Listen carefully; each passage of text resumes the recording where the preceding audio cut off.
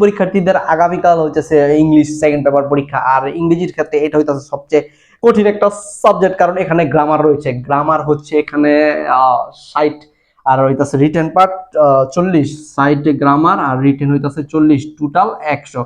So সব থেকে বেশি টুইস্ট হইতেছে ভাই এই ভিডিওটা শুধুমাত্র ওই সকল স্টুডেন্টদের জন্য যারা নাকি সারা বছর পড়ালেখা করে নাই, খেলাধুলা করছে, চিলফিল করছে, এখন এক রাইতে পড়ালেখা করে পাস করতে চায়। যদিও এক রাইতে পড়ালেখা করে পাস করা কোনো দিনই সম্ভব না, তারপর আমি তাদেরকে পাস করার জন্য কিছু টিপস দিব, আর সেগুলা ফলো করলে হয়তো তারা পাস করতে পারে। সবথেকে মজার বিষয় হইতাছে ভাই গ্রামার, যেটা নাকি খুবই খুবই কঠিন ইংরেজি দ্বিতীয় পত্রের ক্ষেত্রে। যেটা নাকি ভালো ভালো স্টুডেন্ট বা মোটামুটি স্টুডেন্ট আছে যারা নাকি 2 বছর ধরে পড়াশোনা করছে, তারাই গ্রামারটা ভালো পারে। আর আমার মতো যারা নাকি সারা বছর লাড্ডু ঘুরাইছে, মানে ঘুরাফিরা চিল করছে, তারা গ্রামার পারবে না।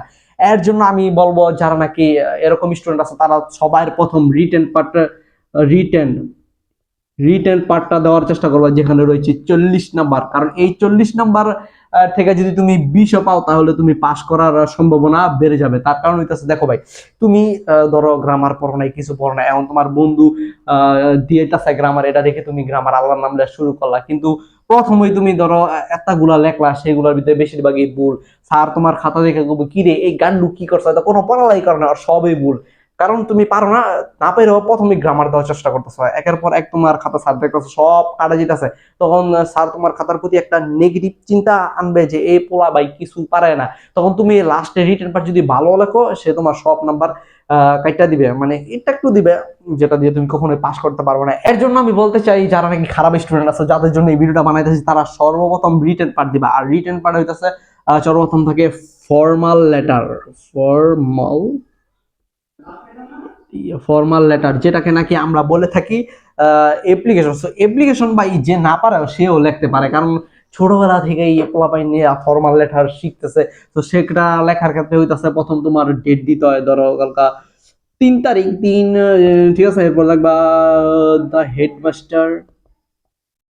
হেডমাস্টার, তারপর ধরো স্কুলের নাম লিখবা, তারপর হইতাছে বন্দর নারায়ণগঞ্জ, তারপর সাবজেক্ট, এরপর একটা পার্ট লিখবা, সব এমএম লিখবা, লেখা লাস্টে আর একটা পার্ট থাকে, ঠিক আছে। এগুলা দেওয়ার চেষ্টা করবা, তাও আবার 1 পৃষ্ঠায়। যদি 2 পৃষ্ঠায় যেতে চাও তাহলে হইতাছে এই দাও, সাপোজ এই যে একটা পৃষ্ঠা, এখানে একটা, এখানে এটা থেকে এখানে যেতে পারবা, উল্টাইতে পারবা না, উল্টাইলে নাম্বার টাম্বার দিবে না। আর কত হইতাছে ভাই, এখন তুমি বলতে পারো যে ভাই আমি তো ভাই আমি তো অ্যাপ্লিকেশন মানে লেটার এগুলি কিছুই পারি না।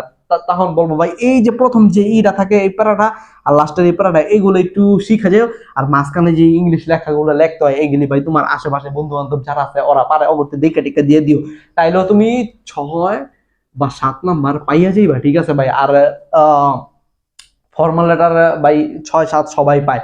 এখন তুমি যদি না পাও তাহলে বুঝতে হবে ভাই তোমার দ্বারা কোনো পড়ালেখা হবে না। কোনো কিছু না পারো তাইলে আর কি করবা, বন্ধু বান্ধবের একটু দেখে টেকা লেখার চেষ্টা করবা, দরকার পড়লে পরীক্ষার হলে ওরা বলবা বন্ধু তোরে পাও ধরি তুই পুলিশ দেখা, তারপরও দিয়ে আসবা।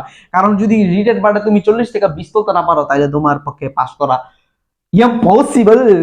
যেহেতু ভিডিওটা খুব শর্টে সবকিছু বোঝানোর চেষ্টা করতেছি, তাই যারা না বুঝতে পারো তারা এক্সপ্লেন অনেক ইউটিউবে বড় বড় ভিডিও আছে, এগুলো দেখে নিতে পারো যে কিভাবে কি বলে এই ফর্মাল লেটার লিখতে হয়। সো ফর্মালের পর তোমরা অ্যান্সার টু দা কোশ্চেন নং লেখা, ঠিক আছে।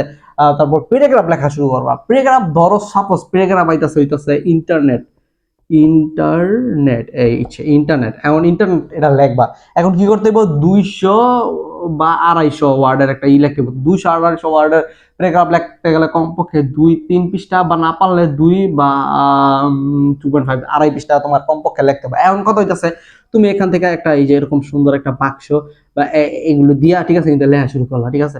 লেখা শুরু করলা, অনেকে কি করে সুন্দর করার জন্য এই যে ধর এই সাপোজ ধর এই কাছে এই যে অর্ধেক পৃষ্ঠা, ওরা কি করছে আবার এই লেখা শুরু করছে ফাঁক করে। না না, লেটার ক্ষেত্রে এগুলা করা চলবে না, একবারে ডিরেক্ট সব লিখতে হবে, ঠিক আছে। 2-3 পৃষ্ঠা যা পারো লিখবা। আমি এমন পোলাপাইন পড়াইছি ভাই যেগুলা ভাই কলেজে উইটা গেছে, এসএসসি পাস করেছে, কিন্তু ইংরেজি রিডিং পড়তে পারে না। ওরা কি করবো, ওরা 200-250 ওয়ার্ডের বা 2-3 পৃষ্ঠা লিখতে গেলে তখন দাঁত ভেঙে যাবো। এখন আমি তখন কি কম ভাই, তোরা দেখে টেকা তখন বন্ধু বান্ধব যতটুকু পারাস লেখ, আর মাঝখানে গান লেখা দে, কি করবি ভাই। এটা একসময় আমাকে স্যারেরা কইছে যখন আমরা পড়ালেখা করছি, যে না পারলে গান লেখা দাও।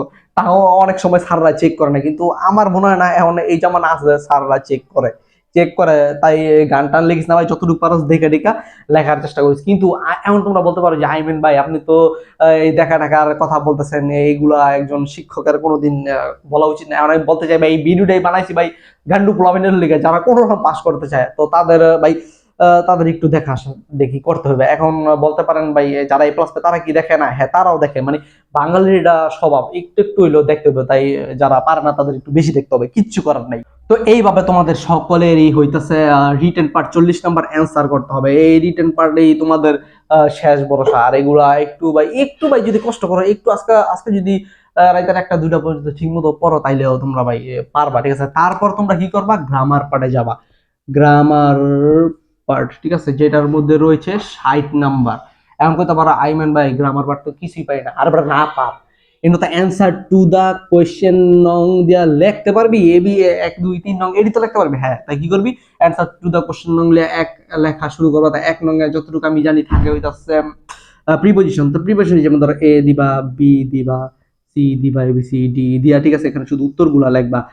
ধরো উত্তর লাগবে, এমন কি উত্তর তো ভাই তুমি পারো না, তুমি জীবনে প্রিপোজিশন পড়োই না, না পড়লে কি করবো? ওই যে দেখতে হইব এডি। আর না পারলে এরপরও খালি প্রিপোজিশন গুলা কোনগুলা প্রিপোজিশন বলে এটা জানি না যাবা, আর আনতা যায় নিজের উপরে কনফিডেন্ট লাইকা যে আল্লাহ যা করছে এটা লেখা ইন এট অফ, মানে নিজের মতো করে ভাই ভয় দিবা, ঠিক আছে? এভাবে সেম বাকি যতগুলো আছে সবগুলার শুধু উত্তরগুলা লাগবে, অ্যান্সার টু দা কোয়েশ্চেন নং দিয়ে উত্তর লাগবে। কারণ হইতাছে ভাই তুমি যদি প্রশ্ন টশ্ন তুলতে যাও তাহলে আর সময় পাবে না লেখার। 9 নম্বর রয়েছে পাঞ্চুয়েশন, যেটা তোমাদের অ্যান্সার টু দা কোয়েশ্চেন নং 9 লেখা পুরো প্রশ্নটাই তুলতে হবে। তোলার পর সেখানে কোন জায়গায় কমা, কোন জায়গায় ফুল স্টপ, কোন জায়গায় প্রশ্নবোধক চিহ্ন, কোন জায়গায় কি বইবো, এগুলো তোমাদের লিখতে হবে। এটা শুধু এই যে এ দিয়া লেখা দিবা, বি দিয়া লেখা দিবা তাইলে চলবো না, নাইলে কারণ সেখানে এগুলো লেখলে স্যার বুঝতেই পারবো না তোমরা কোনটা কি বোঝানোর চেষ্টা করতেছো। যারা কিছুই পারো না, যারা নাকি এই পরীক্ষায় ফেল করবা, তারা কখনোই হতাশ হবে না, কারণ একটি পরীক্ষার খাতা তোমার ভাগ্য পরিবর্তন করতে পারে না। তোমার মধ্যে যদি ট্যালেন্ট থাকে, তোমার মধ্যে যদি হাতে কাজ করার ক্ষমতা থাকে, তাহলে তুমিও একদিন সফল হবে। তো এটা বলি আজকের ভিডিও শেষ করলাম।